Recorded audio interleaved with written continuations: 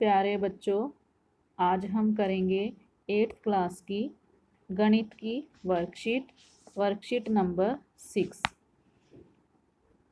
इसमें समीकरण के बारे में बताया गया है, समीकरण यानी इक्वेशन के बारे में। तो एक रोचक पहेली दी गई है सबसे पहले कि मुक्ता मैडम ने कंचों की एक थैली में से एक मुट्ठी कंचे निकाल कर दूसरी थैली में डाल दिए और उस थैली की गांठ मारकर बच्चों को कहा कि इस थैली की गांठ को बिना खोले बिना फाड़े क्या आप इस थैली में कंचों की संख्या बता सकते हैं। तो फातिमा ने उत्तर दिया। फातिमा ने जानते हो क्या किया? उसने पहली थैली में से एक कंचा निकाल कर उसको तराजू पर तोला और उसका वजन निकला 15 ग्राम। फिर उसने दूसरी थैली को तराजू पर रखकर तोला और उसका वजन 330 ग्राम पाया। तो फातिमा खुश हो गई और बोली, मैडम मैं बताऊं कंचों की संख्या। सभी बच्चे हैरान रह गए जब मैडम ने फातिमा का उत्तर सही बताया और फिर फातिमा ने सभी बच्चों को समझाया। तो देखो ये तराजू है, जिससे मतलब उसने तराजू आप लोगों ने भी देखा होगा, जब दुकानदार के पास हम सामान लेने जाते हैं तो वो भी सामान हमें तराजू पर ही तोल कर देता है।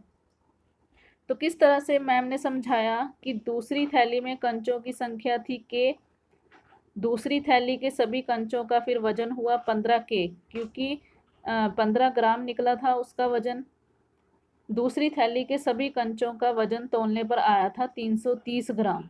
तो एक समीकरण बन जाएगा 15 के बराबर 330। तो इस तरह से समीकरण बनाने के बाद के की वैल्यू निकालते हैं।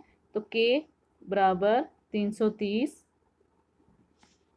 ये इधर गुना का है, तो जब गुना का होता है तो बराबर के इधर आकर वो भाग का हो जाता है। तो 15 से हम अब इसको भाग करेंगे, 15 दूनी 30, 15 दूनी 30, तो हमारे कंचे का भार आया 22। है ना मज़ेदार पहेली। तो हमने निष्कर्ष क्या देखा कि तराजू जो है वो समता का प्रतीक है। तो समीकरण को बराबर रखने के लिए दोनों पक्षों में एक समान राशि जोड़ते हैं या घटाते हैं, गुना करते हैं या भाग करते हैं, ताकि दोनों पक्ष आपस में सदैव बराबर रहें। एक और उदाहरण उन्होंने दिया हुआ है कि रवि के पास 5 अधिक पेंसिलें हैं, यानी हमें नहीं पता कि मीना के पास कितनी पेंसिलें हैं। यदि दोनों के पास कुल 19 पेंसिलें हैं तो रवि और मीना के पास कुल कितनी पेंसिलें हैं। तो इन्होंने लिखा, माना मीना के पास पेंसिलें P और रवि के पास मीना से 5 ज़्यादा है, तो मीना की हमने मानी P, तो उसकी मानेंगे 5 ज़्यादा है तो P जमा 5, और टोटल उनके पास कितनी है 19। तो देखो P जमा P यानी 1 1, 2P जमा 5 बराबर 19। ये बेटा हम समीकरण बनाते हैं, ये P जमा P वाला दाया पक्ष और उधर बाया पक्ष। तो अब हम इसमें P की वैल्यू निकालेंगे तो हमारे पास पेंसिलों की संख्या निकल कर आ जाएगी।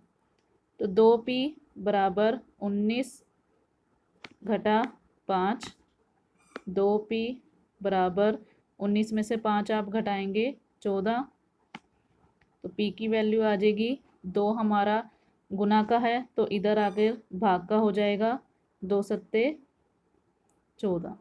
तो मीना के पास पेंसिलें थी 7 और उसके पास थी 7 जमा 5 12, तो रवि के पास पेंसिलें हो जाएंगी 12। तो आपने देखा, एक पक्ष या बायां पक्ष को चरों के रूप में बदलते हुए दूसरे पक्ष या दायां पक्ष को संख्या के रूप में बदलने पर हम बायां पक्ष में जो संख्या जमा की होती है उसको दाएं पक्ष में ले जाकर घटाते हैं। जो संख्या घटा की होती है उसको बराबर के इधर ले जाकर जमा करते हैं। जो संख्या गुना की होती है उसी संख्या को दायां पक्ष में ले जाकर गुना कर भाग करते हैं, और जो भाग की होती है वो गुना, यानी अगर बराबर के इधर लेके जाते हैं तो वो साइन चेंज हो जाता है।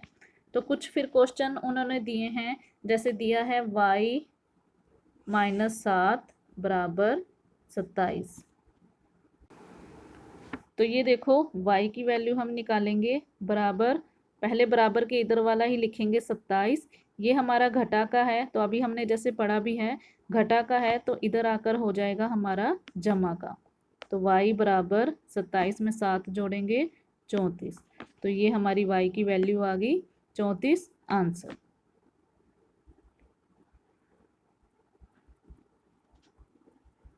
फिर हमारा दूसरा है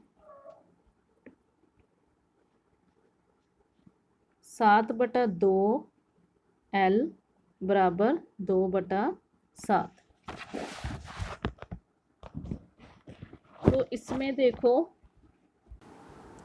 7/2 L, अब इसको हम इधर लेकर आएंगे तो ये इधर जमा का है तो इधर बराबर के इधर आकर घटा का हो जाएगा, तो घटा 2/7।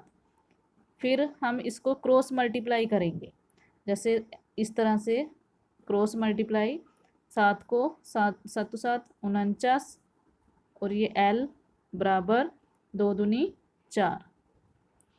फिर L की वैल्यू कितनी आ जाएगी 4/49।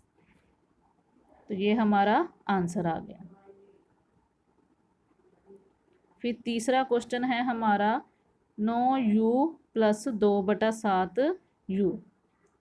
9u जमा 2/7u बराबर 4। तो इसमें अब हमने u की वैल्यू निकालनी है। तो जैसे सबसे पहले जैसे लघुत्तम समावर्तक निकाल लेंगे, यानी एलसीएम निकाल लेंगे 7।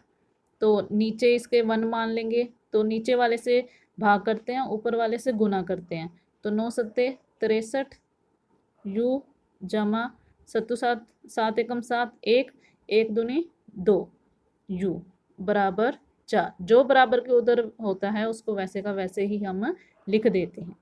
तो 63 में 2 जमा करेंगे 65 u/7 बराबर 4।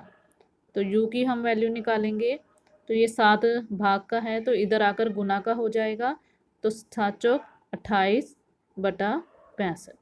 तो ये हमारा आंसर। अगर बच्चों आप लोगों को वीडियो अच्छी लगी हो तो लाइक करना, सब्सक्राइब करना।